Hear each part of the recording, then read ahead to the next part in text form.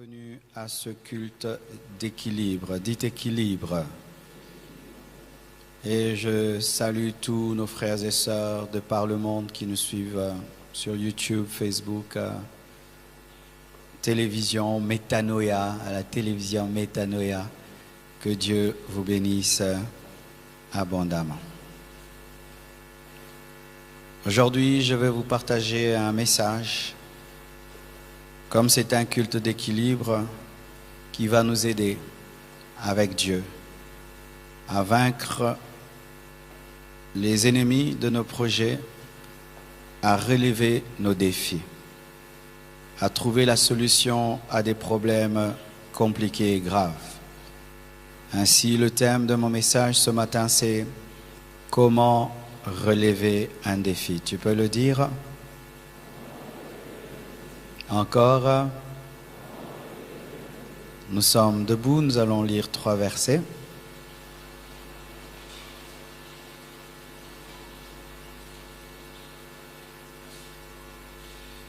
Alors, je vous prierai de lire chez vous à la maison 1 Samuel 17, verset 17 jusqu'au verset 52. C'est une longue histoire. Et pour ce matin, nous allons lire le verset 45 jusqu'au verset 49, au verset 50, 45 à 50. Vous y êtes? 1 Samuel 17, 45. David dit aux Philistins, tu marches contre moi avec l'épée, la lance et le javelot, et moi, je marche contre toi au nom de l'Éternel des armées, du Dieu de l'armée d'Israël que tu as insulté. Aujourd'hui, l'Éternel te livrera entre mes mains, je t'abattrai et je te couperai la tête. Aujourd'hui, je donnerai les cadavres du camp des Philistins aux oiseaux du ciel et aux animaux de la terre, et toute la terre saura qu'Israël a un Dieu. Et toute cette multitude saura que ce n'est ni par l'épée, ni par la lance que l'Éternel sauve, car la victoire appartient à l'Éternel, et il vous livre entre nos mains. Aussitôt que le Philistin se mit en mouvement pour marcher au-devant de David, David courut sur le champ de bataille à la rencontre du Philistin. Il mit la main dans sa gibecière, il prit une pierre et la lança avec sa fronde.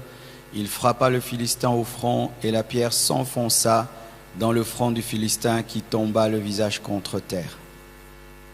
Ainsi, avec une fronde et une pierre, David fut plus fort que le Philistin. Il le terrassa et lui ôta la vie sans avoir d'épée à la main. Acclamons la parole du Seigneur.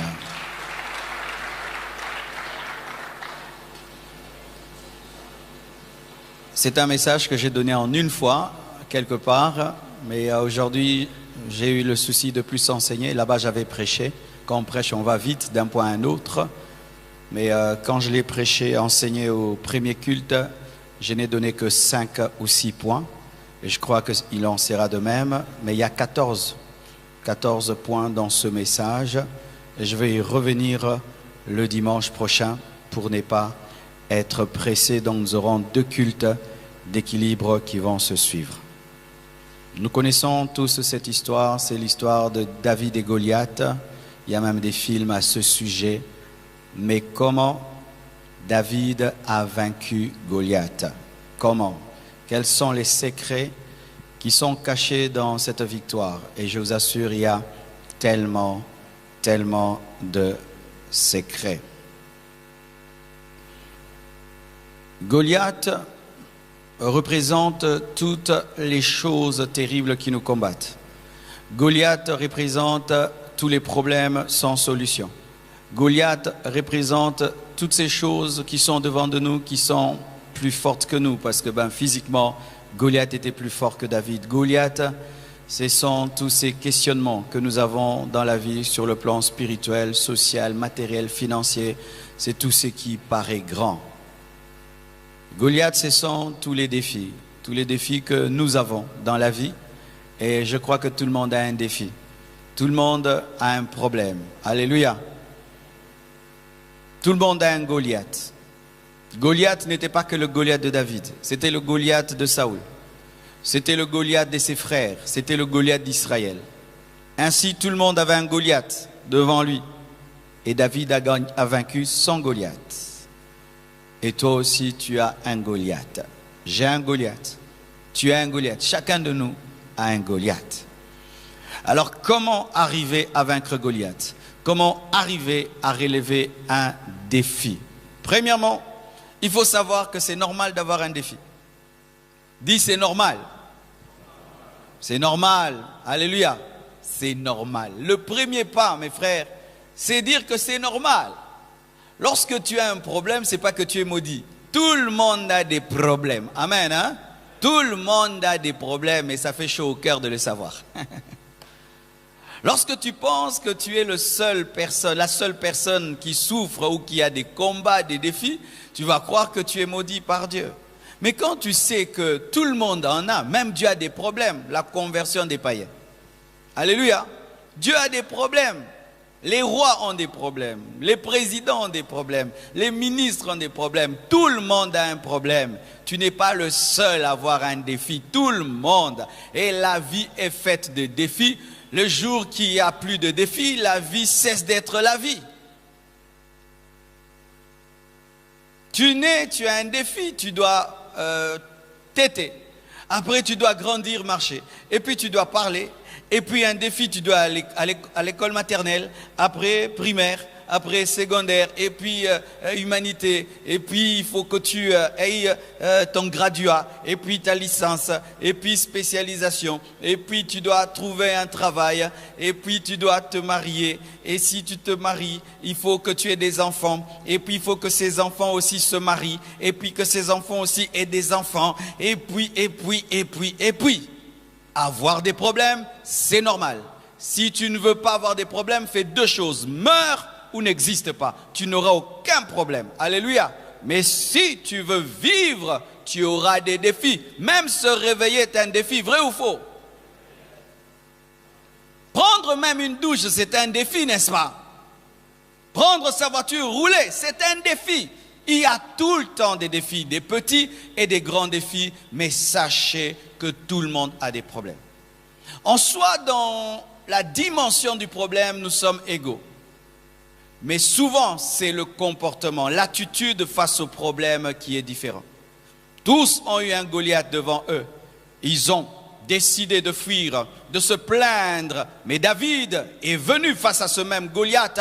Il a vu autrement. Au lieu de voir un problème, il a vu une opportunité pour être récompensé. Alléluia. La différence entre les hommes, ce n'est pas le fait d'avoir des problèmes ou pas, mais comment tu te comportes face aux problèmes. Certains deviennent des défaitistes, se plaignent et murmurent et reculent. Mais d'autres affrontent et change le problème en opportunité. Ton problème n'est pas un problème, ton problème est une opportunité. Je répète, ton problème n'est pas un problème, ton problème est une opportunité. J'ai des échos par ici. Alléluia. Ton problème n'est pas un problème, ton problème est une opportunité. Goliath n'est pas un géant, Goliath est une porte pour la royauté. Et arrête de voir le problème comme étant un problème, vois au-delà du problème une solution que Dieu veut te donner. Amen. Amen. Ainsi, lorsque tu sais que avoir un problème n'est pas une malédiction, avoir un problème n'est pas un problème, tu vas t'asseoir, tu vas prier, tu vas réfléchir et tu vas dire comment ferais-je pour relever ce défi, et Dieu va te donner une solution. L'homme qui pleure tout le temps face à ses problèmes a des yeux tout le temps en larmes, de sorte qu'il ne peut voir la solution de Dieu, parce que tout le temps pleurer t'empêche de voir. L'homme qui pleure tout le temps quand il a des problèmes, l'homme qui se plaint tout le temps quand il a des défis, devient aveugle. Il est aveuglé par ses larmes, de sorte qu'il ne peut voir la solution de Dieu. Lorsque tu vois Goliath et tu pleures, tu ne vas pas voir qu'il peut mourir avec une pierre. Arrête de dire que tu es maudit. Arrête de croire que tu es le seul à avoir des problèmes. Tout le monde a des problèmes. Amen. Même ceux qui ne le disent pas, même ceux qui paraissent joyeux, tout le monde a un problème. Tout le monde a un problème. Deuxième secret pour vaincre Goliath et pour relever un défi, il faut avoir une alliance avec Dieu. La Bible nous dit au verset 37, la Bible dit, David dit encore, « L'Éternel qui m'a délivré de la griffe du lion et de la patte de l'ours me délivrera aussi de la main de ce Philistin. » Et Saoul dit à David, « Va et que l'Éternel soit avec toi. » L'Éternel était avec David. Dans ce monde, mes frères, vous ne pouvez jamais réussir de manière extraordinaire sans faire un pacte, sans faire une alliance. Soit avec Dieu, soit avec le diable. C'est vrai, tu peux réussir normalement, avec ta force, ton intelligence, un certain petit succès, oui. Mais toucher les sommets, un grand impact, il te faut faire allégeance soit à Dieu, soit à Satan. C'est pourquoi lorsque Jésus-Christ est venu dans ce monde, le diable lui a dit, prosterne-toi, adore-moi et je te donnerai la gloire des nations. Dans ce monde, il y a un esprit qui est appelé le prince de ce monde. Et la Bible le reconnaît. Il y a le prince de ce monde, Satan, qui, quand tu as un défi, vient te proposer ses services. Et dommage qu'il y a beaucoup d'hommes qui acceptent les services du diable. Mais sachez que le diable n'a rien à vous donner parce qu'il n'a rien du tout. Alléluia. Le diable ne peut rien donner parce que quelqu'un qui a une tête écrasée n'a rien à donner. Mais souvent, lorsque le diable vient te proposer une chose, c'est parce qu'il a déjà vu la trajectoire de ta vie, car il ne peut te donner que ce qui est à toi. Lorsque tu vois le diable te dire, viens, je te rendrai riche, c'est parce qu'il sent que tu seras riche. S'il te dit, viens, je vais te donner des relations, c'est parce qu'il sait que tu auras des relations. Frères, sœurs, ne faites jamais un pacte avec le diable lorsque vous avez des défis. Faites un pacte avec Dieu. Faites une alliance avec Dieu. Faites une alliance avec Dieu.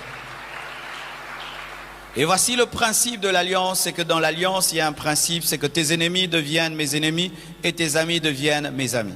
Lorsque tu as un problème et tu as une alliance avec Jésus-Christ, ton problème sera directement le problème de Jésus-Christ, parce que nous n'avons pas seulement reçu Jésus-Christ comme Seigneur et Sauveur, même nos défis ont reçu Jésus-Christ comme Seigneur et Sauveur, nos problèmes ont reçu Jésus-Christ comme Seigneur et Sauveur. Qui d'entre vous, lorsque il prend l'avion, il prend son sac et le met sur la tête, lorsque tu payes le billet, tu le payes pour toi et tu le payes aussi pour tes bagages. Et quand tu crois en Jésus-Christ, ce n'est pas seulement toi qui y es reçu, même tes problèmes sont affrétés. Et ainsi ton problème devient le problème de Dieu, pas seulement toi. Je t'annonce, frère, que Dieu veut que tu puisses lui donner une passe en or. Fais une alliance avec lui et il va prendre soin de tes études, il va prendre soin de tes affaires, il va prendre soin de ton ministère, il va prendre soin de toi, il va combattre ceux qui te combattront. Alléluia, il va défier ceux qui te défient. Ce qui fait que Goliath n'était pas l'ennemi de David, il était l'ennemi de Dieu.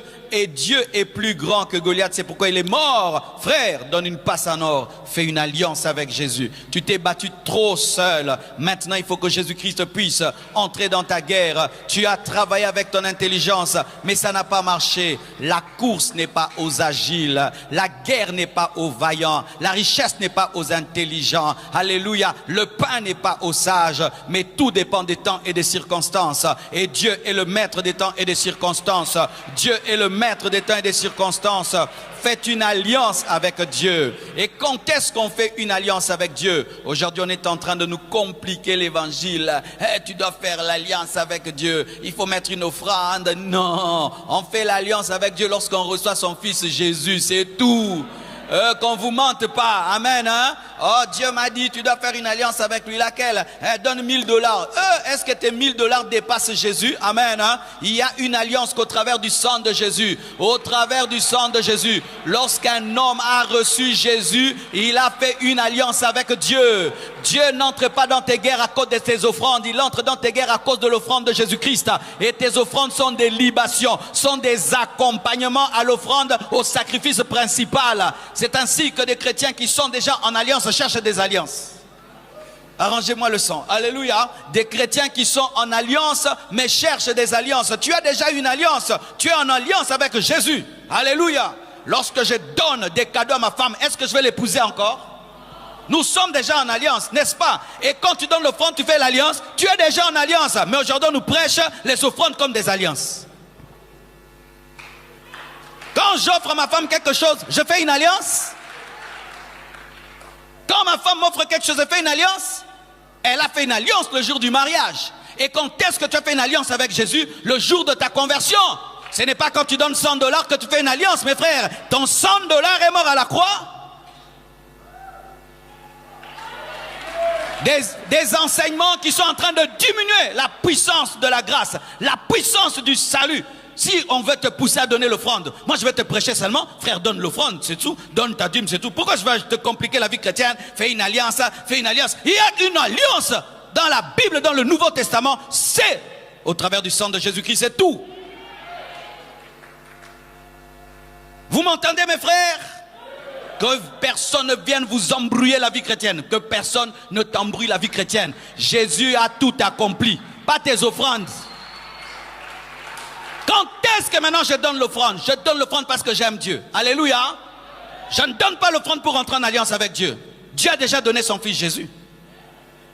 Je ne donne pas mon offrande pour entrer en alliance avec Dieu. Ce n'est pas le Nouveau Testament. Ce n'est pas le Nouveau Testament. Ce sont des enseignements de l'Ancien Nouveau Testament. Christ a tout accompli. Quand j'aime Dieu, je donne mon argent, je soutiens l'œuvre de Dieu, j'aide les orphelins parce que je l'aime. Mais ce n'est pas pour faire une alliance. Parce que l'alliance est déjà faite.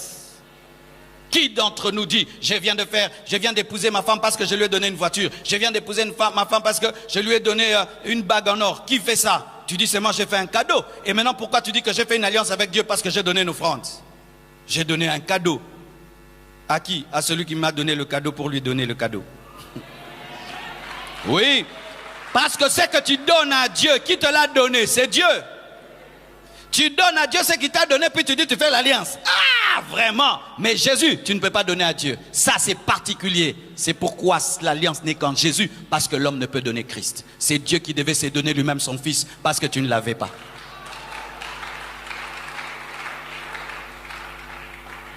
Ce sont des enseignements qui paraissent à la mode. Rien de doctrinal dedans. Rien de biblique. Rien. Aucun verset dans le Nouveau Testament. On va vous présenter que des versets de l'Ancien Testament. Mais prouve-moi ça dans le Nouveau Testament, qu'un chrétien peut faire une alliance avec Dieu avec $10. Montre-moi ça. Il n'y a aucun verset qui vous donneront. Seulement l'Ancien Testament. Mais alors, pourquoi vous ne prêchez que l'Ancien Testament alors que Christ est mort pour nous amener dans la réalité? Vous nous prêchez l'ombre alors que nous sommes déjà dans la réalité. Comment ça? Je suis déjà venu, tu parles à ma photo.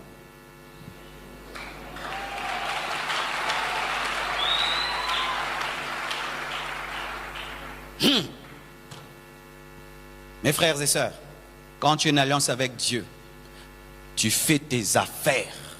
Quelqu'un prend l'argent de la sorcellerie, il mélange avec ton argent, ça ne fera rien. Ça ne fera rien.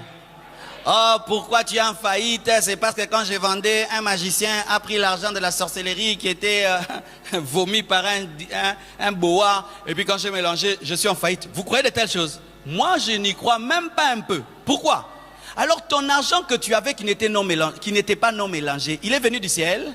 Il est fabriqué par les Américains. Là-bas, ce sont des chrétiens qui fabriquent les dollars. Hein? Même l'argent que tu avais là qui n'était pas mélangé, il était déjà mélangé, non?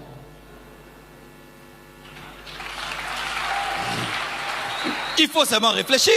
Non, j'avais mon $1000 de la sainteté et de la pureté. Et puis, j'ai fait les affaires. Et puis, quelqu'un est venu l'acheter une marchandise avec $200 de la sorcellerie. Quand j'ai pris mes $1000 avec les $200 de la sorcellerie, ça s'est mélangé. Maintenant, j'ai l'esprit de pauvreté. Vous croyez de telles choses? Alors, tes $1000 que tu avais là, tu es allé toi-même, tu as fabriqué ça et puis tu c'est devenu ça. Ou bien, il y a une banque qui t'a donné. Tu connais la banque là, d'où elle vient et quel moment elle fait? Frère, tout est pur pour celui qui est pur. Je prie pour mon argent, c'est pur. Je te vends quelque chose, c'est pur. Tu me donnes ton argent, je sanctifie ça, c'est pur. Élie a été nourri par un corbeau qui était un animal impur, mais n'a jamais confessé les péchés. Donne-moi la main, je vais encore ajouter. Quand tu vas au restaurant, tu discernes qui a préparé la nourriture? Des choses qu'on vous enseigne. On vous enseigne quand tu vas à l'école, si tu voulais te poudrer et puis quelqu'un a pris sa poudre et puis tu l'as utilisé, tu auras le masque de vieillesse. Vous croyez de telles choses? Moi là, parce que j'ai utilisé ta poudre, moi j'aurai le masque de vieillesse. Ok? Ça va, la poudre de ta voisine, c'est la sorcellerie. Maintenant la poudre que toi-même tu as achetée, tu l'as fabriquée toi-même ta poudre, hein? Tu sais qui la vend, hein? Donc quand tu l'achètes là-bas, c'est... Mes frères, moi je crois que si la Bible dit que nous boirons de breuvages mortels et nous ne mourrons pas, si je mets aussi la poudre bizarre, je n'aurai pas de masque de vieillesse au nom de Jésus-Christ. Et je crois aussi que si j'étudie avec quelqu'un, même si tu es sorcier, tu es assis derrière moi, au niveau de ma nuque, tu ne prends pas mon intelligence, parce que mon Dieu n'est pas au sud, il n'est pas au nord, il n'est pas à l'est, à l'ouest. Quelle que soit ta position à côté de moi, ça ne me fera rien du tout. Des gens qui croient de telles choses, non, j'étais en train d'étudier, comme il était assis derrière moi, il y a un bossanaki mathématique, bossanaki bien. En français, tu as étudié la mathématique parce que tu as oublié la mathématique parce que tu as mal étudié. Vous croyez de telles choses? Moi, je ne crois pas ça. J'ai une alliance avec le Tout-Puissant. J'ai une alliance avec le Tout-Puissant. Mes guerres sont ses guerres. Mes luttes sont ses luttes. Celui qui me combat Jésus-Christ lui-même. Celui qui me combat ne me combat pas. Ainsi, quand j'ai un défi, je sais, ce n'est pas mon défi. Ton défi n'est pas ton défi. Quand tu fais de ton défi, tu deviens un homme sans alliance. Tu te bats comme si tu n'as pas une alliance. C'est pourquoi tu échoues. Tu cries comme si Jésus n'est pas dans ta barque, c'est pourquoi la mer va te tuer. Beaucoup de chrétiens oublient que Dieu existe. Ils oublient que Jésus est dans leur barque quand ils ont des problèmes, quand ils ont des difficultés. Ils commencent à regarder aux hommes, ils commencent à regarder à eux-mêmes, ils commencent à se battre. Mais tu as une alliance, tu as quelqu'un. Mais quand il s'agit des hommes, quand tu as un problème, tu appelles tous les hommes que tu connais, hein, qui ont toutes tes grandes relations. Tu appelles. Quand il s'agit des hommes, tu n'oublies jamais tes relations. Mais comment tu oublies ta principale relation, Jésus? Tu as un problème, hey, je vais appeler tel, mais agenouille-toi d'abord. Agenouille-toi d'abord. Ensuite, appelle, si Dieu t'a dit d'appeler des gens. Mais ton problème, tu oublies qu'il est dans ta barque. Tu ne regardes que la tempête. Tu regardes que la tempête, ce défi est grand. Qui va me sortir de là? Qui va me sortir de là? Jésus est là, tu es en train de crier, qui va me sortir de là? Prie-le, il va te diriger vers un homme ou lui-même va résoudre le problème. Tu n'es pas seul dans ton combat. On te donne un poste, tu entres dans un bureau, il y a la sorcellerie sur la chaise. Tu pries pour la chaise, tu t'assieds sur la chaise là, tu ne la changes pas, tu ne la changes pas. Tu montes sur sa chaise, tu deviens grand sur la même chose. Tu signes des contrats sur ce même bureau au nom de Jésus.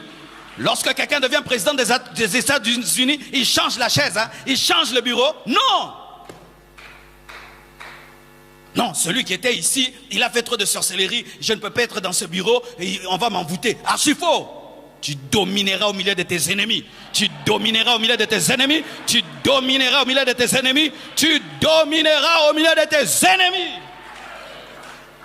La guerre avec Goliath s'est passée dans la vallée. Mais David habitait la montagne. Mais il est descendu voir ses frères. Il n'a pas dit à Goliath, monte. Il est descendu dans son territoire et il a vaincu.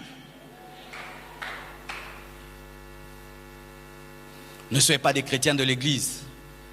Soyez des chrétiens, tu sors, tu vends. Il y a un combat, tu crois que tu as Dieu. Tu travailles, on t'attaque, tu crois que tu as Dieu. Tu étudies, on t'attaque, tu crois que tu as Dieu. Tu es chauffeur, on t'attaque, tu crois que tu as Dieu. Ne soyez pas que des chrétiens ici. Ne soyez pas sensibles de Dieu qu'à l'église. Mais même quand vous sortez. Il croyait en Dieu quand il était derrière les brebis de son père. Mais même sur le champ de guerre, même si les choses ont changé, il n'y avait plus des ours et des lions. Il y avait un géant. Il a continué à croire.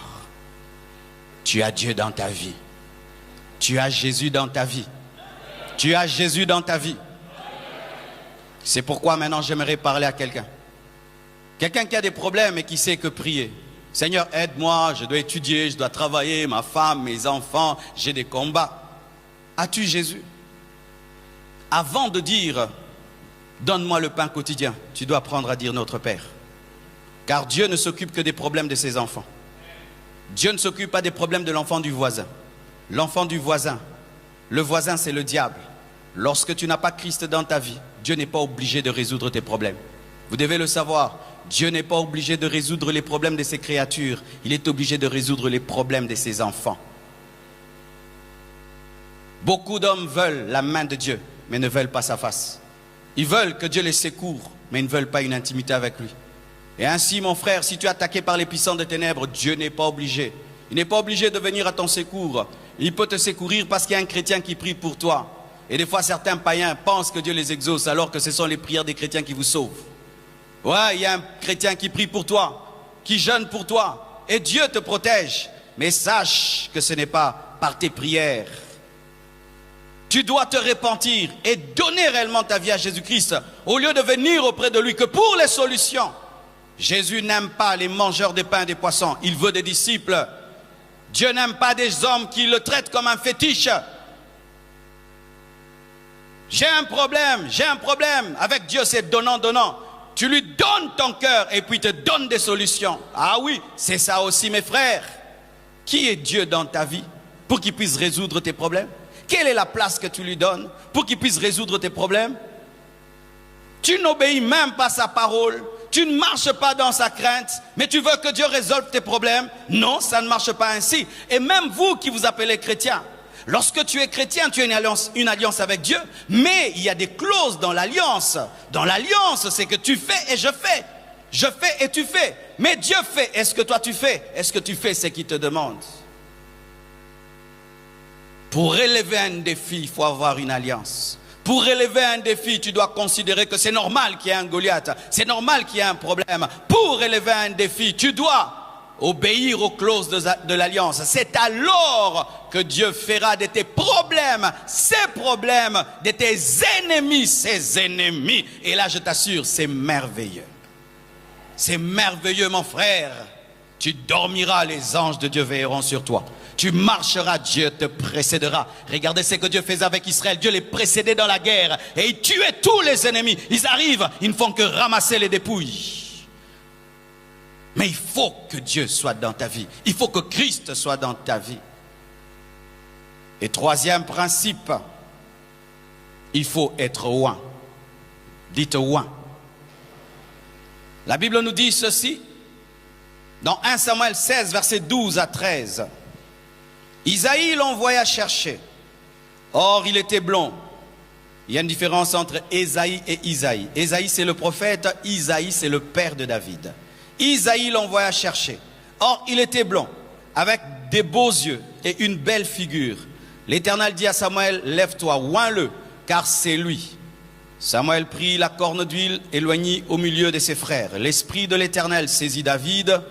À partir de ce jour et dans la suite, Samuel se leva et s'en alla à Rama. Et si vous lisez la suite, voici quelque chose d'extraordinaire qui s'est passé. C'est que pour oindre Saoul, Samuel a utilisé une fiole d'huile. Mais pour oindre David, il a utilisé une corne. Pour Saoul, une fiole. Pour David, une corne. La fiole est fabriquée par les hommes. La corne est créée par Dieu. Cela révélait déjà par l'instrument utilisé pour oindre qui avait la perfection en David et l'imperfection chez Saoul. Saoul était le choix des hommes. Dieu a donné Saoul parce qu'Israël a exigé un roi comme les autres. C'est pourquoi on a utilisé une fiole pour dire que ce n'était pas la volonté parfaite de Dieu, c'était la volonté permissive. Mais lorsqu'il s'agit de David, c'était l'homme selon le cœur de Dieu. Dieu utilise une corne, la corne qui vient d'un animal créé par Dieu. Deuxièmement, si vous lisez ce passage, la Bible dit que lorsque on oignit David, automatiquement, chez lui à la maison, Saoul perdit l'onction et un démon vint l'agiter. Regardez, on oint David chez son père et le roi dans sa maison automatiquement perd l'onction et un démon remplace l'onction. Pour dire quoi? Que dans le domaine spirituel, il n'y a pas de distance. C'est dire quoi? Ce qui se faisait dans la maison d'Isaïe se faisait directement dans la maison de Saoul. Il y avait un remplacement. L'onction qui était sur Saoul le quitte parce que l'onction est maintenant sur David. Et comme il n'y a plus d'onction sur Saoul, c'est un démon qui l'agite directement à l'instant même, comme quand Jésus parlait et directement quelqu'un guérit. Et quand on a seulement mis l'onction sur David, il ne pouvait avoir deux rois, qu'un seul. L'autre n'était plus un roi, il était sur le trône mais n'était pas le roi. Et l'autre était un berger mais il était sur le trône en esprit. Pour dire quoi, frère? Le jour où tu abandonnes Dieu, Dieu te remplace directement, mais tu ne le vois pas. Tu peux être là, tu abandonnes Dieu ici, Dieu te remplace à Poko Kabaka. Il suscite quelqu'un, mais toi tu ne le sais pas. Dans la maison de David, quelque chose avait lieu qui touchait le roi. Le roi est sur son trône, mais on est en train de faire quelque chose dans une maison qui le touche. Et je crois au nom de Jésus-Christ que ce que Dieu fait dans ma vie touche des hommes que je ne vois pas, des hommes que je ne connais pas, au nom de Jésus-Christ. Il avait l'onction. Dites onction. Qui a l'onction ici? Je savais, peu de gens ont levé la main. Vous savez pourquoi? À cause d'un problème d'enseignement. Qui est chrétien ici? Comment tu peux t'appeler Mafuta mais tu n'as pas Mafuta? Comment tu peux t'appeler chrétien mais tu n'as pas l'onction? Parce que chrétien c'est être roi. Chrétien, Christos, Christos veut dire le roi. Comment tu peux dire que je suis chrétien mais tu dis je n'ai pas d'onction? C'est comme si tu dis je suis une voiture mais je n'ai pas de pneus. Tout chrétien a l'onction. Tout chrétien a l'onction. Donne-moi la main, tout chrétien a l'onction. Il n'y a pas de chrétien sans onction. Ce n'est pas la Bible. Tout chrétien a l'onction. Mais on vous a enseigné que ce sont les pasteurs qui ont l'onction. Ce n'est pas la parole de Dieu. Tu ne peux pas être chrétien sans avoir l'onction. Parce que chrétien, c'est avoir l'onction. Voici la preuve. Lorsque tu te convertis, qu'est-ce qui arrive? Jésus-Christ vient habiter ton esprit, n'est-ce pas? Par le Saint-Esprit, n'est-ce pas? Qui donne l'onction? Le Saint-Esprit. Si maintenant tu as déjà le propriétaire de l'onction en toi, comment tu n'as pas la puissance? Si je viens dans ta maison, je viens seulement avec moi, je viens aussi avec ma force, je viens aussi avec mon intelligence. Donc si tu as Marcelo, tu as aussi la force de Marcelo, non? Et si tu as le Saint-Esprit, tu as aussi la force du Saint-Esprit. Quelle est la force du Saint-Esprit? L'onction. Tout chrétien a l'onction.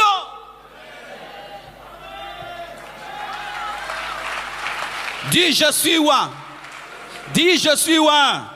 Dis je suis un ouin. Ce ne sont pas seulement les pasteurs qui sont des ouins. C'est faux, c'est faux, c'est faux. Pourquoi encore? Parce que dans la nouvelle alliance, nous sommes tous des sacrificateurs. Et il n'y a pas de sacrificateur sans onction. Dans l'Ancien Testament, il y avait quelques groupes qui avaient l'onction prophétique et l'onction du sacrificateur. Mais dans le Nouveau Testament, nous sommes tous un royaume de sacrificateurs. Et comment je peux être sacrificateur sans avoir l'onction?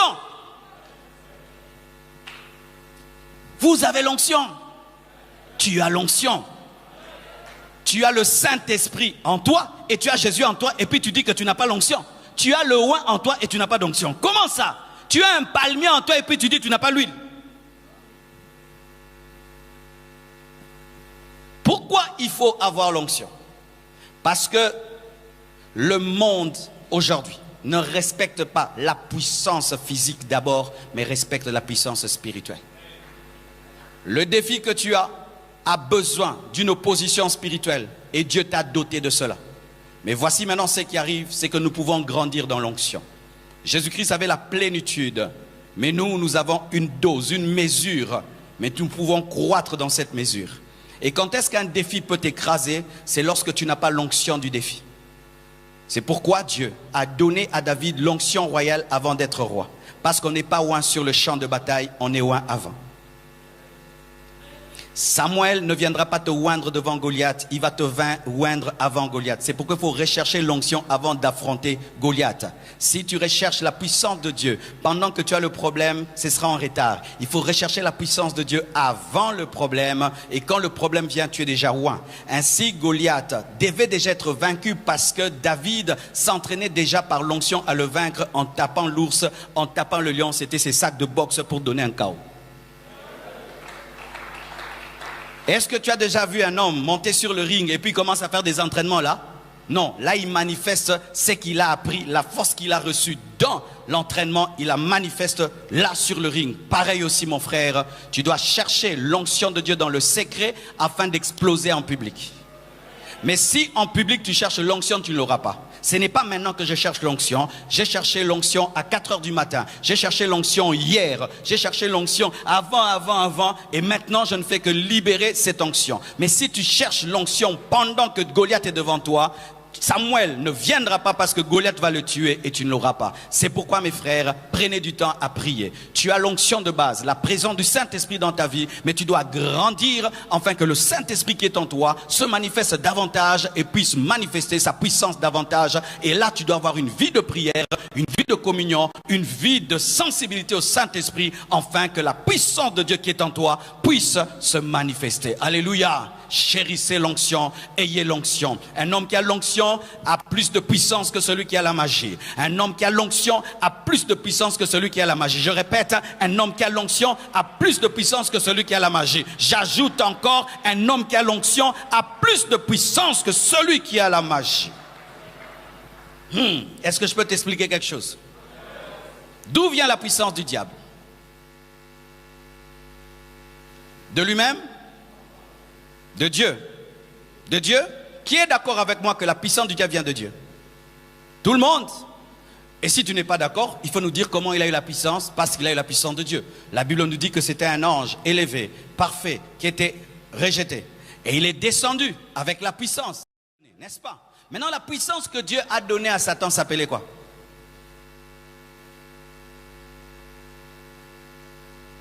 Ça s'appelait quoi? Sorcellerie? Magie? Occultisme? C'était l'onction, non? La puissance de Dieu, c'est l'onction, n'est-ce pas? Donc, Dieu a donné à Lucifer l'onction. Quand maintenant il est descendu avec la puissance, non?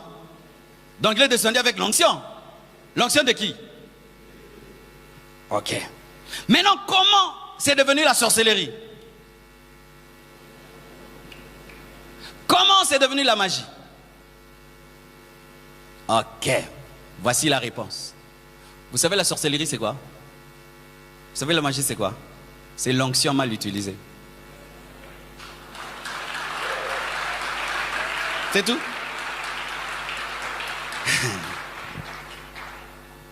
Mais c'est vrai, non?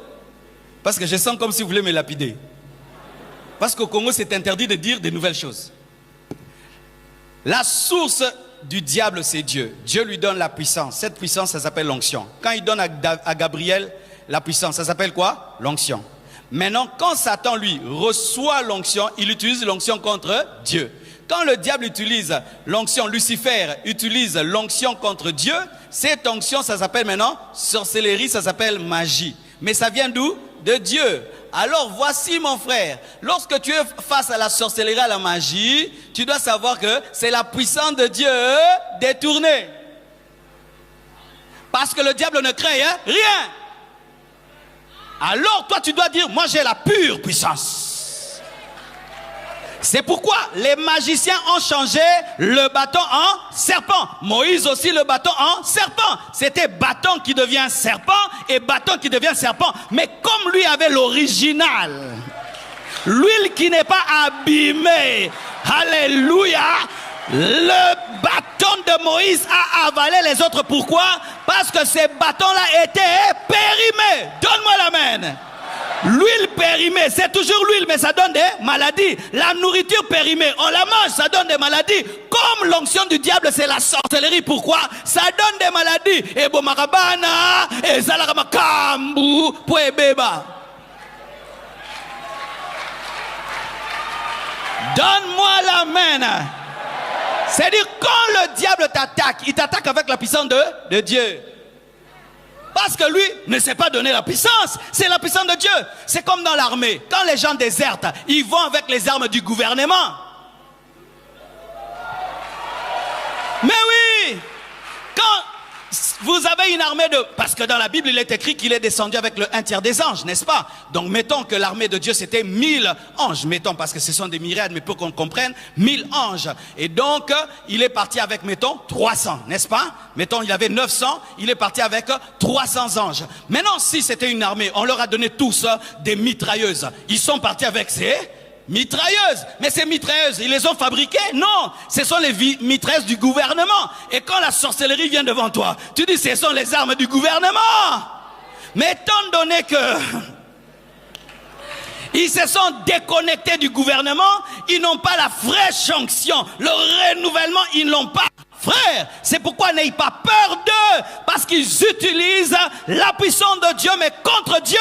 Mais quand on utilise contre toi une chose que tu as créée, tu la maîtrises, tu la contrôles. C'est pourquoi le diable ne peut rien contre Dieu, parce qu'il utilise son onction contre lui-même.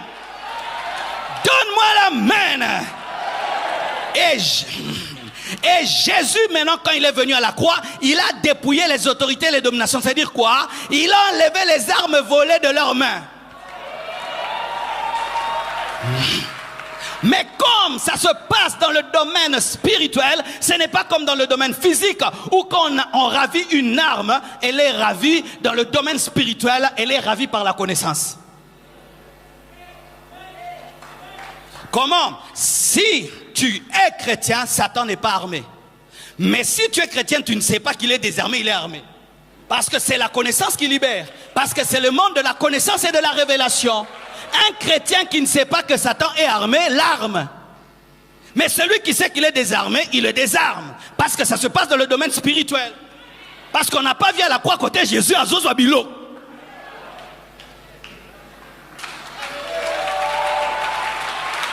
Hein? La Bible, c'est bien vrai. Lisez la Bible, frère. Personne ne va t'embrouiller la vie. Personne. Frère, c'est pourquoi le diable ne veut pas que tu lises la Bible. Parce que quand tu vas connaître, frère, Satan t'apparaît comme ça. Oh, et tu, Satan, on s'est trompé d'adresse. Hein? En français, tu t'es trompé d'adresse. Plus tu connais la parole, plus Satan te laisse être tranquille. Il va déranger les gens qui ne connaissent pas qui il est vraiment. Parce que quand tu regardes un lion, un chat qui parle comme un lion, tu crois que c'est un lion. Et quand tu prends une loupe, tu découvres que c'est un chat qui parle comme un lion. Et la connaissance te révèle que le diable, c'est un chat qui parle comme un lion. Tu es loin, mais tu dois grandir dans l'onction. Grandir dans l'onction. Et sache que Dieu ne peut jamais permettre que tu rencontres Goliath s'il ne t'a pas oint par rapport à lui. Chaque fois que tu vois des défis dans ta vie, dis Seigneur, merci parce que tu m'as donné une grande onction. Les genres de problèmes que tu affrontes révèlent le genre d'onction que tu as. Révèle ta dimension, tu es un tueur de géants. David était appelé à la royauté. C'est pourquoi il fallait une grande porte. Parce que le roi passe par la grande porte. Il fallait une porte de 2,50 m. David était grand. Goliath était grand. C'était une grande porte parce que les rois entrent par une grande porte. L'onction que tu as va attirer des grands problèmes, mais qui ne sont pas des problèmes, ce sont des grandes portes. Et plus Dieu élève ton onction, plus il met devant toi des grands problèmes, parce qu'il sait que tu as les muscles spirituels pour les transporter. Arrête de regarder aux problèmes, regarde à la dimension spirituelle que Dieu t'a donnée. Tu as la capacité spirituelle pour transporter. Saoul ne peut le vaincre parce qu'il n'est pas oint pour cela. Les frères de David ne pouvaient pas le vaincre parce qu'ils n'avaient pas l'onction pour cela. Mais David était oint pour vaincre Goliath. Ça faisait partie de sa destinée. Ça fait partie, ton problème fait partie de ta destinée. Ce problème fait partie de ta destinée. Tu es né pour résoudre ce problème. Tu es né pour résoudre ce problème. Dieu t'a créé pour résoudre ce problème. Arrête de pleurer. Tu as l'onction pour cela. Utilise cette onction. Et aussi, mes frères, une autre chose, il faut être formé. Dites formé. La Bible dit au verset 34, David dit à Saoul, ton serviteur faisait paître les brebis de son père, et quand un lion ou un ours venait en enlever une du troupeau, je courais après lui, je le frappais et j'arrachais la brebis de sa gueule. S'il se dressait contre moi, je le saisissais par la gorge, je le frappais et je le tuais. Avant que Dieu ne te donne les hommes, il va te donner des animaux. Avant que Dieu ne te donne des gens qui disent merci, il va te donner des ingrats. Je répète, avant que Dieu ne te donne des hommes qui disent merci, il va te donner des ingrats. Parce que lorsque tu exposes ta vie pour les brebis ne disent jamais merci. Mais un jour tu vas exposer ta vie pour les hommes, on va te donner Michael. Un jour. Mais pendant un temps, Dieu permet que tu serves parmi les animaux, car celui qui peut servir les animaux peut servir les hommes. Celui qui peut exposer sa vie pour des animaux qui ne peuvent dire merci et qui n'ont pas une grande valeur, exposera sa vie pour les hommes, la formation.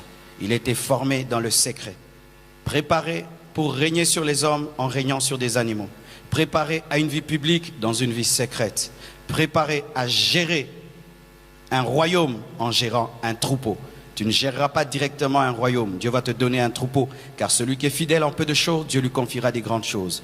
Aime ton école, aime ta formation. Même le Fils de Dieu a fait 30 ans d'anonymat avant d'exploser pendant 3 ans. S'il a accepté le temps de préparation et de formation, tu dois également accepter. Ton problème, c'est que tu n'aimes pas être formé. Dieu t'appelle à des grandes choses, il te dit, étudie les mathématiques, tu n'aimes pas. Étudie l'informatique, tu n'aimes pas. Apprends l'anglais, tu n'aimes pas. Apprends la théologie, tu n'aimes pas. Lis tes livres, tu n'aimes pas. Écoute le pasteur, tu n'aimes pas. Pose des questions, tu n'aimes pas. Va auprès de ta maman pour qu'elle t'apprenne à préparer à faire ceci. Bientôt, tu vas te marier, tu n'aimes pas. Tu n'aimes pas apprendre, mais tu dis que tu as une grande destinée. Même un couteau, avant de l'utiliser, il faut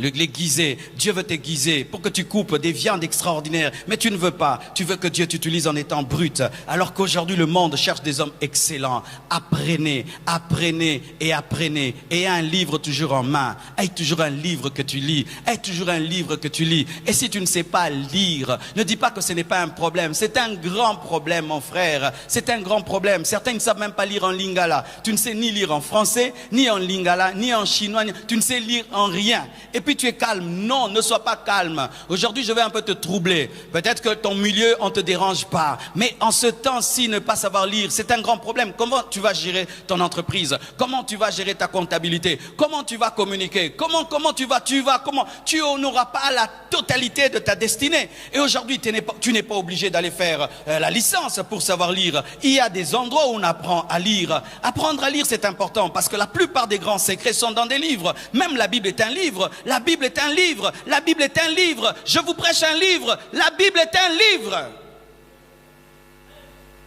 Lisez des livres chrétiens, mais lisez aussi des livres scientifiques. Pas seulement des livres chrétiens, des livres scientifiques. N'écoutez pas que des prédications. Écoutez aussi des émissions culturelles. Écoutez aussi des émissions sur la politique. Écoutez aussi des émissions sur les choses qui se passent dans le monde. Des chrétiens, des fois tu vas chez eux à la maison. C'est comme si on leur a dit que leur télé a reçu Jésus comme Seigneur et Sauveur. C'est ma prédication, chanson. Non, non, non, non. Non, des chrétiens déphasés. Ils ne savent même pas que Macron a attrapé la Covid. Macron. Ce n'est pas le Saint-Esprit qui m'a dit ça. J'ai suivi ça sur France 24.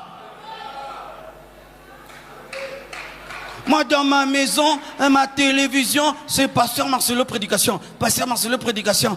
Il y aura la guerre à côté de chez vous, tu n'es même pas au courant. C'est moi en train de suivre les prédications. Cultive-toi, cultive-toi, cultive-toi, cultive-toi, cultive-toi, cultive ton esprit, ton âme, cultive-toi, apprends, apprends, apprends, apprends, apprends. Et le jour que tu vomiras des choses. Car celui qui a mangé les patates douces, vomit les patates douces. Celui qui a mangé les makemba, vomit les makemba. Et quand tu as, alléluia, quand tu as mangé la mathématique, tu vomis la mathématique. J'ai un fils ici, il est professeur à l'université. Mais attends fort, frère Nissi. Mais il y a beaucoup de frères ici, après le culte, alléluia, alléluia, alléluia, alléluia, alléluia. Non, si tu as une destinée pour devenir un professeur, tu ne dois pas étudier comme tout le monde.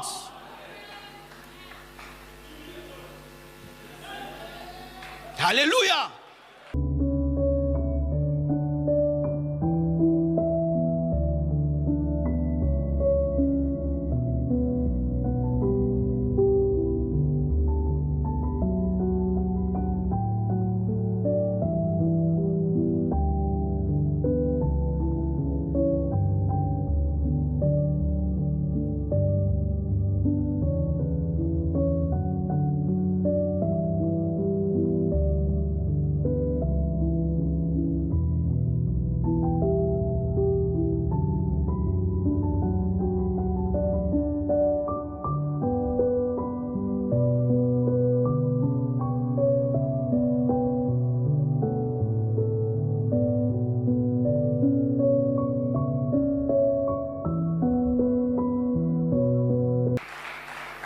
Tu es pasteur, tu ne lis pas des livres. Tu es pasteur, tu ne lis pas des livres. Tu n'écoutes pas d'autres pasteurs. Des pasteurs qui disent, moi je connais tout, moi je ne crois en personne. Non, écoute les autres. Écoute les autres, et écoute encore, et écoute encore, et écoute encore, et écoute encore, écoute encore, écoute encore. Accepte d'être formé, accepte d'être taillé, accepte d'être formé. Quelle formation tu as? Quelle formation?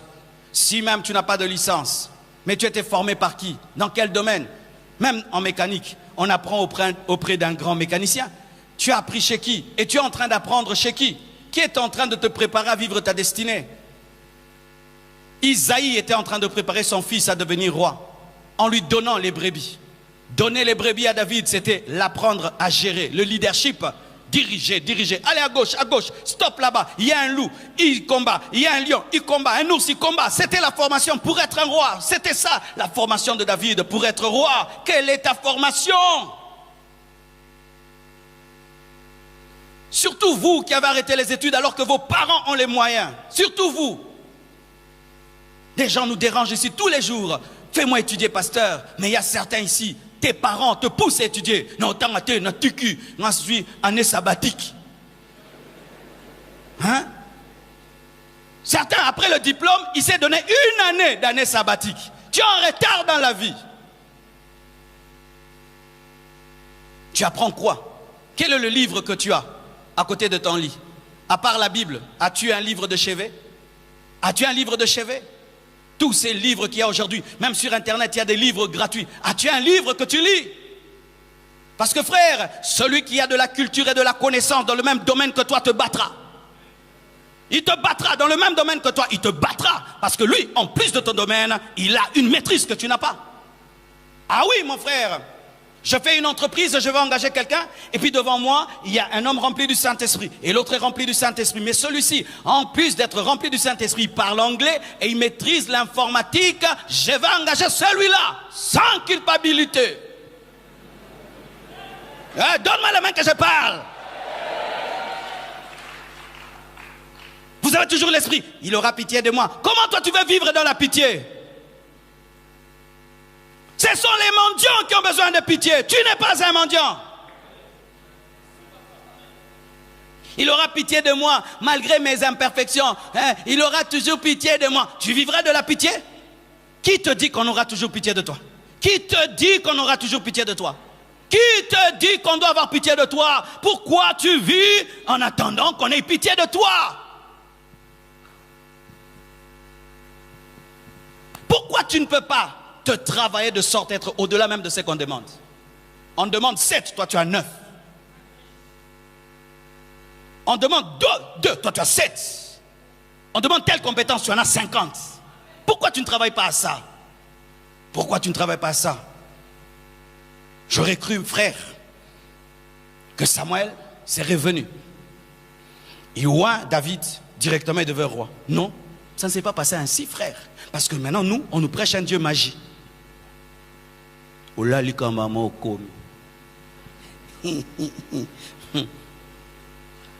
Ça se fait, mais rarement. Rarement. Très rarement, frère. Très rarement. On le oint. Il fallait que directement Saoul meure, il devient roi. Non. Derrière les brebis de son père. Comment je suis oint pour aller vers le trône? Mais moi je vais vers les brebis. Parce que la formation du trône n'est pas au trône. La formation du trône est derrière les brebis. Pendant que tu laves les toilettes, lave bien les toilettes. Tu balayes, balaye bien. Alléluia. Tu filmes, filme de tout ton cœur. Faites tout très bien. Faites tout très bien. Dieu, quand il te met à son école, des fois il ne te dit pas quand. Quelle formation tu as? Voici ce qu'il faut faire dans le domaine de la formation.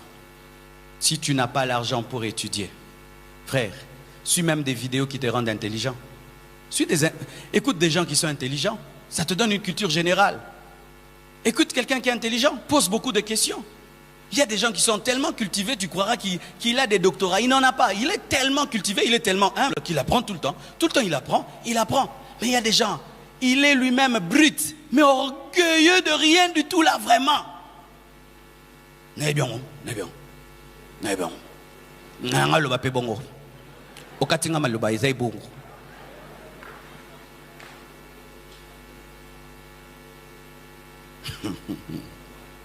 Alléluia. Acclame le Seigneur.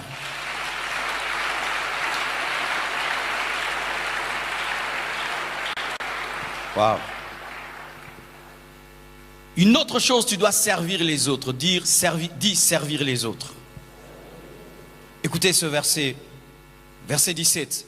Isaïe dit à David, son fils, prends pour tes frères cet épha de grains rôtis et ces 10 pains et cours au camp vers tes frères.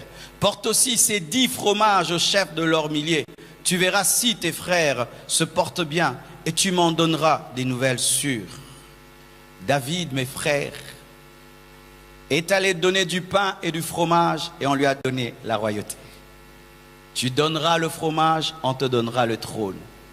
Celui qui sert les autres recevra le trône. Celui qui s'investit pour interpréter la vision des autres verra sa vision être interprétée. Car si tu interprètes la vision de les chansons, c'est alors que ton interprétation arrivera.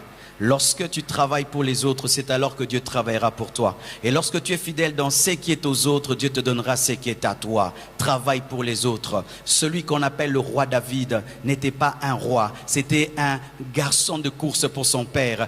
Va à gauche, va à droite. Il est allé apporter le pain, alors que dans le plan de Dieu, il était allé apporter la victoire. Alléluia. Il est allé apporter le fromage, alors que dans le plan de Dieu, il était allé apporter la victoire. Il est allé comme un petit domestique, mais c'était le jour où il devait être un grand général. Sers les autres de tout ton cœur. Même Jésus-Christ, lorsqu'il est venu sur la terre, il est venu comme un serviteur. On l'appelle le serviteur qui souffre. Il s'est présenté comme un serviteur. Il a lavé les pieds de ses disciples, mais il a reçu le nom qui est élevé au-dessus de tout autre nom. Frères et sœurs, pour qui tu travailles? Qui est ton chef?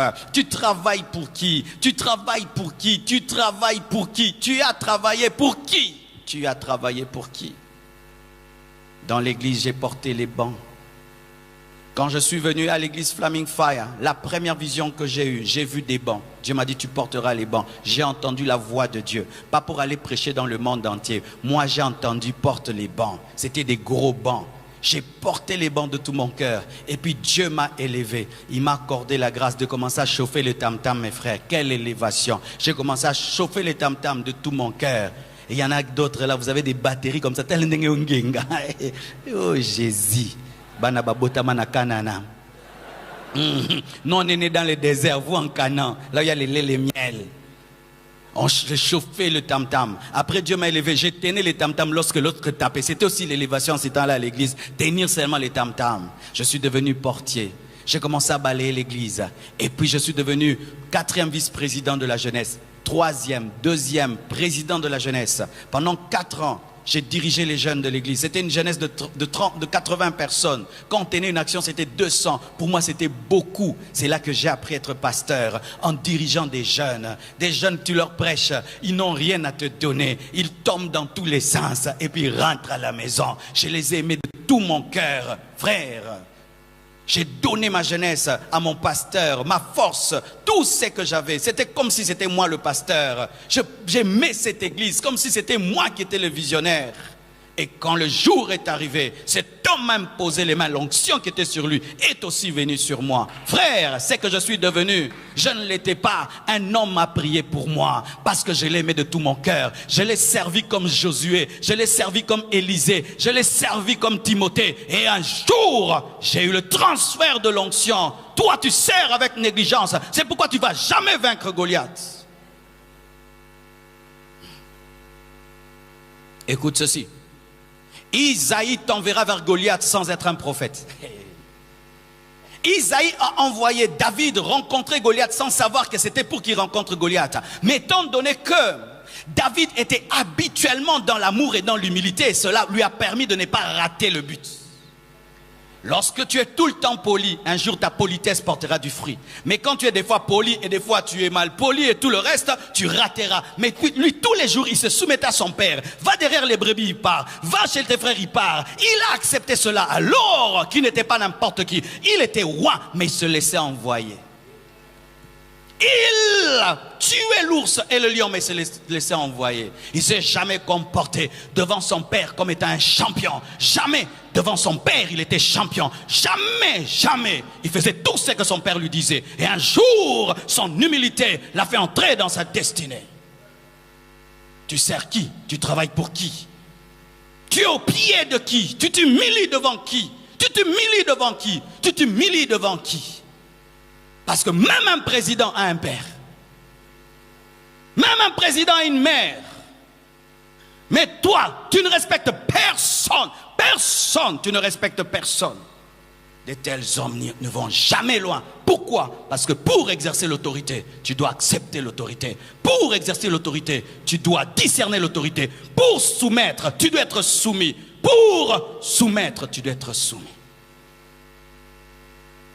Et David va avec des fromages, avec du pain. Pour ses frères, comment vous allez? Papa m'a envoyé. Pendant qu'il fait des choses humbles, il entend un géant insulter Dieu, insulter l'armée de Dieu, et l'onction qui est sur lui commence à bouger.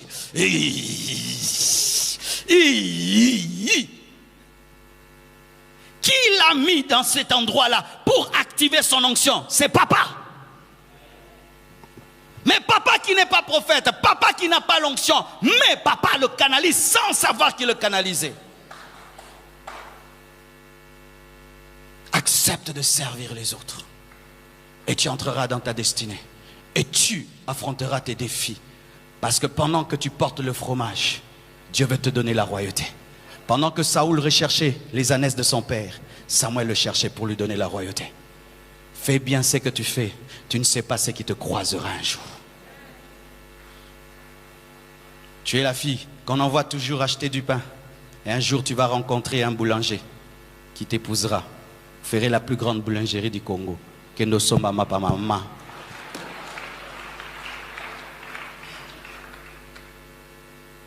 Terminons. Il faut se réveiller très tôt matin pour vaincre Goliath. Qui se réveille à 10 h ici? Ok, à 12 h alors. Qui se réveille à 4 h? Qui se réveille à 5 h? Ok, beaucoup à 5 h. Hein? Qui se réveille à 6 h? Qui à 12 h? Si tu te réveilles à 12 h, tu sais que si tu as vécu 80 ans, tu as dormi 40 ans.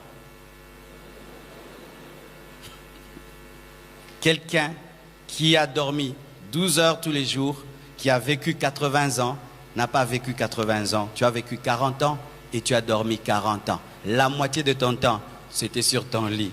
Vraiment, brûle ces lits-là. C'est ça ton démon. Et j'aimerais être sincère. J'ai prêché ce passage pendant longtemps, mais c'est seulement hier que j'ai découvert ça. Parce que tu vois, la Bible, des fois on la lit vite et des fois on la lit selon ce qu'on avait lu. Parce que c'est pourquoi faites très attention avec des versets que vous connaissez, parce que vous supposez que vous connaissez, alors vous sautez des parties.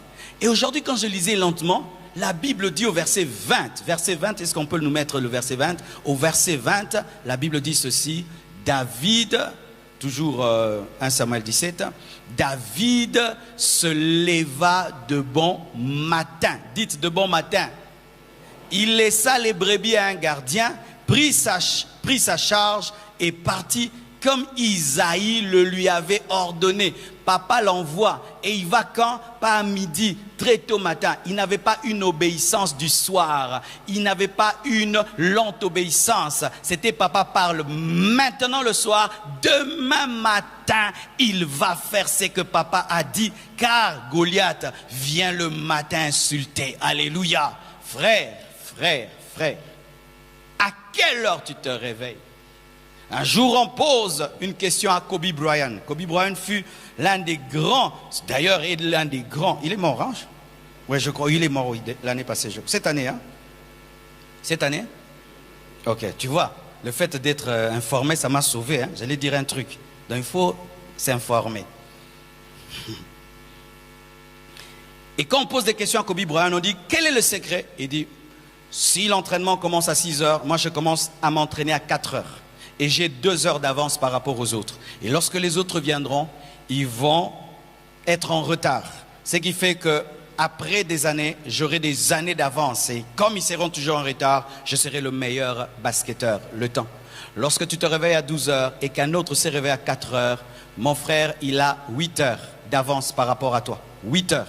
8 heures. Et tu sais, en 8 heures, quelqu'un peut écrire un livre. Tu sais, en 8 heures, quelqu'un peut faire 8 affaires. Tu sais, en 8 heures, quelqu'un peut lire des chapitres de la Bible. Tu sais, en 8 heures, quelqu'un peut prier et avoir des révélations 8 heures. Pendant que tu dors, il y a des gens qui ont déjà pris leur café. Ils se sont déjà habillés. Ils sont déjà sortis. Ils ont commencé déjà à travailler. Ils ont déjà commencé à faire entrer de l'argent. Et ils ont commencé un autre business, un autre, pendant que toi tu dors. Et pendant que tu te laves et tu es en train de déjeuner, lui, il est en train maintenant de clôturer sa journée. Ainsi même, il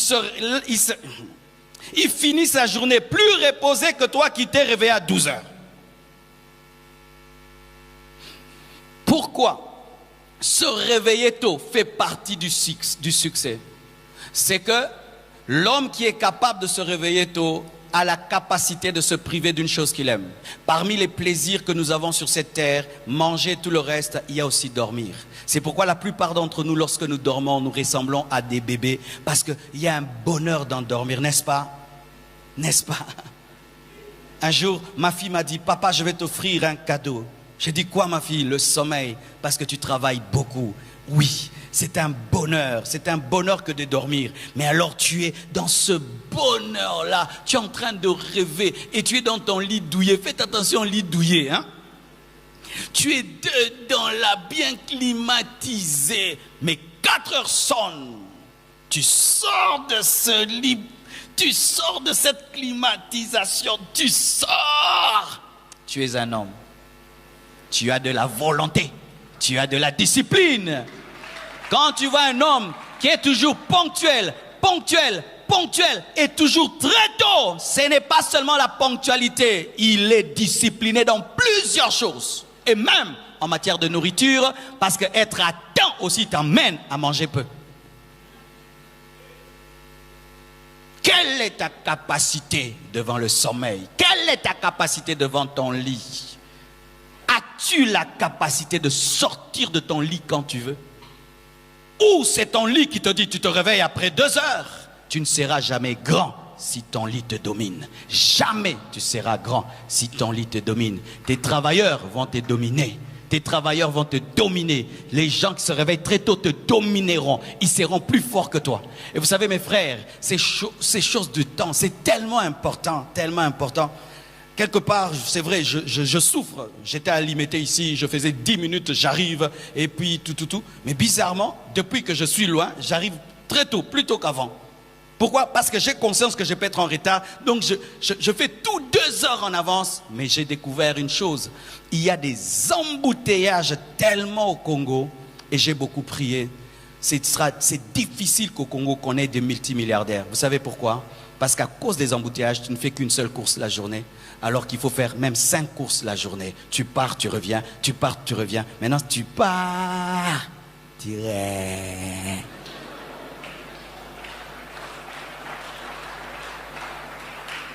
Pour quitter chez moi, j'ai quitté à 15 h, je suis arrivé ici à 18h15. Je quitte ici à 18h30, je rentre chez moi à 21h. Ouah!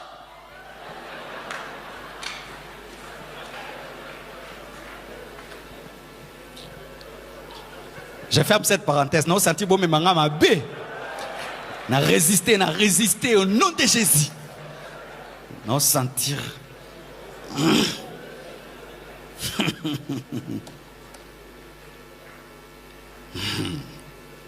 J'arrête.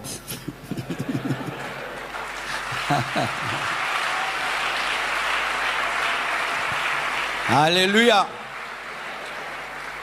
Réveille-toi très tôt matin. Discipline-toi. Voici mon secret. Je sais qu'il peut m'arriver de vouloir me réveiller sans le pouvoir parce que je suis un homme. Ça peut faire que je suis très fatigué. Qu'est-ce que j'ai fait? J'ai mis des alarmes. J'ai l'alarme de 4 heures. Et quand cette alarme sonne, je me réveille. Mais s'il arrivait que je ne me réveille pas parce que je suis profondément endormi, j'ai mis 2e alarme visible. 5 heures. Et puis j'ai mis 6 heures, 7 heures. Comme ça, je sais qu'au moins même à 7 heures déjà, je mets 3 alarmes, je dois me réveiller. Et pour les parties importantes de la journée, 12 heures, il y a toujours l'alarme pour me réveiller, pour me rappeler seulement. Même si je suis déjà réveillé, je fais tout qu'il est 12 heures. C'est-à-dire que la moitié de la journée est passée. Je dois savoir, il est 12 heures. Qu'est-ce que j'ai fait de ces 12 heures? Pour que je fasse le bilan de ma journée pendant la journée, j'ai l'alarme pour ça. Ah, 12 heures, j'ai fait quoi? Ok, quand même. Et puis j'ai l'alarme pour 16 heures. Ça devient le soir. Et j'ai l'alarme de 21 heures pour la prière que nous faisons, le réseau mondial. Et j'ai l'alarme de 23 heures. C'est-à-dire que je dois déjà dormir avant ce temps-là pour pouvoir même dormir 5 heures du temps, 6 heures du temps. Il faut chronométrer ta vie. Sache que si tu ne peux pas gérer un jour, tu ne peux pas gérer un mois. Si tu ne peux pas gérer un mois, tu ne peux pas gérer une année. Tu sais pourquoi tu as échoué cette année? Parce que tu disais, ce n'est que lundi, la lundiose. Et puis ça va, tu acceptes la lundiose du lundi. Et puis encore tu ajoutes jeudi choc. Et puis vendredi, tu dis c'est déjà week-end. Toi tu as week-end, vendredi, samedi, dimanche. 3 jours de week-end.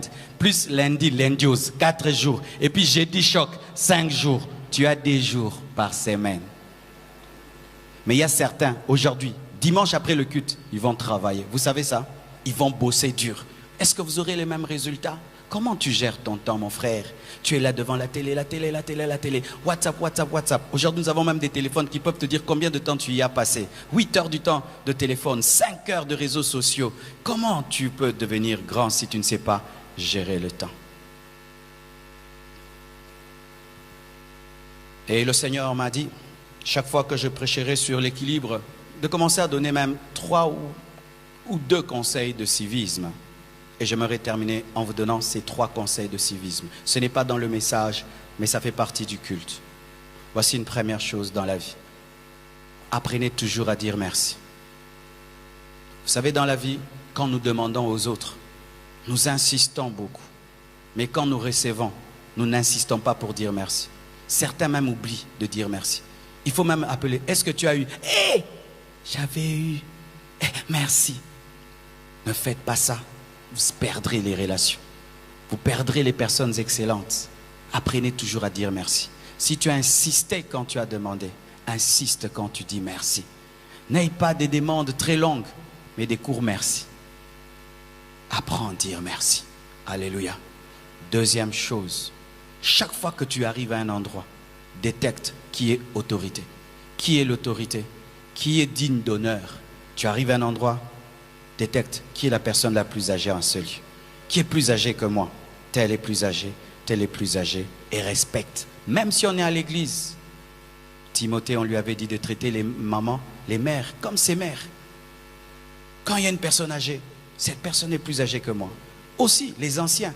Quand quelqu'un dans un domaine a fait plus d'années que toi, tu dois le savoir et honorer, respecter. Quand il y a une autorité, apprends à honorer, apprends à respecter.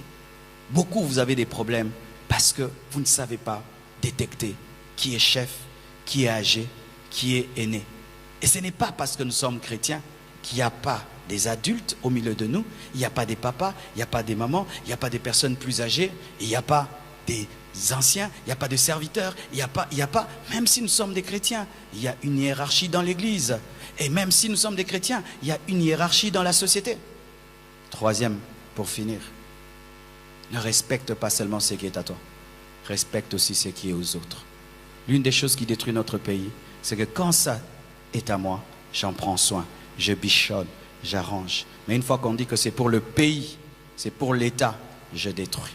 C'est comme ça que nos stades sont détruits, les bus sont détruits, les caniveaux sont bouchés. Pourquoi? Ce n'est pas ma route, ce n'est pas mon caniveau, ce n'est pas mon bus, ce n'est pas mon stade.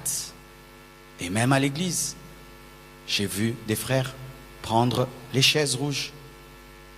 6 chaises, 8, ils dorment dessus, ils transpirent dessus. 20 $ chaque chaise.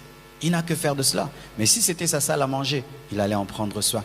Mais comme c'est la chaise de l'église, il peut casser, il peut monter dessus. Ne prenez pas soin seulement de ce qui est à vous. Prenez soin de ce qui est aux autres et Dieu vous donnera ce qui est à vous. Que Dieu vous bénisse abondamment.